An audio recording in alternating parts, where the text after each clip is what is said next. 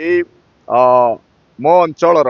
जेते समाज अछंती चाषी समाज मु अनुरोध करे आगामी दिन रे जो जैविक पद्धति रे चाषी को चाष उत्पादन करी आमे देह को आम मनुष्य जीवन को निरूपण करवा एवं आगामी दिन रे ये जैविक पद्धति रे समस्त शस्य उत्पादन करी आम देश को किपरि समृद्ध करवा से होछि मुख्य चिंताधारा। देखु कोटपाड़ अंचलटा आमर कलाजीरा राइस प्रोडक्शन बहुत पॉपुलर एरिया गोटे आउ चाषी मैंने ये निजस्व ऑर्गेनिक प्रोसेस रे माने बिना सार जैविक सार पद्धति रे सबू से माने से टेक्निक एप्लिकेबल करके कलाजीरा राइस उत्पादन कर भक्तिर श्रद्धा एटा गोटे अनन्य उदाहरण से माने आज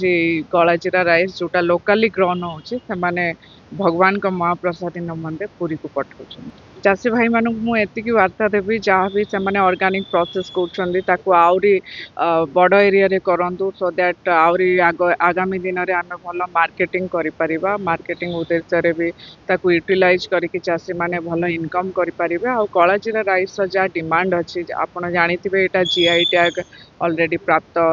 राइस टा तेणुक राइस पॉपुलारिटी को आम केमिति आउरी अधिक बढ़ेवा एवं एरिया रे आउरी अधिक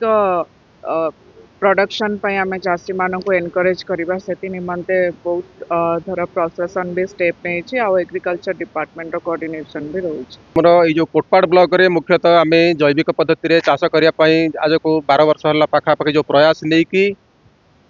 चाषी मान को नहीं कि कार्यक्रम करुचु जोटा कि मुख्यतः आम प्राधान्य देचु जमती कि कलाजीरा धान बासा भोग आमर गोविंद भोग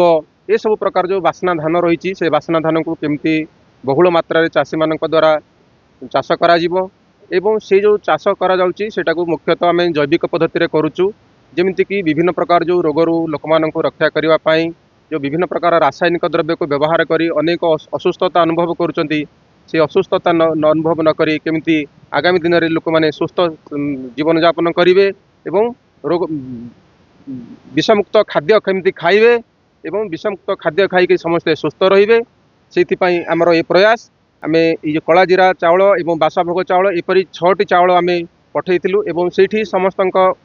द्वारा सेटा टेस्टिंग हैला टेस्टिंग हो सारिबा परे आमर मुख्यतः तापर आमको अनुमोदन मिलता जे कलाजीरा चाउल बासाभोग चाउल हलदी चूड़ी ये सब चाउल ठाकुरंकर अन्न प्रसाद कोठ भोग लगे अनुमोदन मिली। तो आमर जो प्रिंसिपल सेक्रेटरी रही श्रीजुक्त अरविंद पाढ़ी एग्रीकल्चर डिपार्टमेंटर तो तांकर जो बैठक होता रथयात्रार जस्ट ए 2 दिन पूर्वर बैठक ही अनुष्ठित होता तो से जो बैठक में सर्वसम्मतिक्रमे यहाँ गृहीत होता गृहीत है आज आमर ये कोटपाड़ ब्लॉक रु चित्रद्वारा जो कंपानी आमर रही माँ मान को नहीं जो कृषक उत्पादक कंपानी रही से कृषक उत्पादक कंपानी द्वारा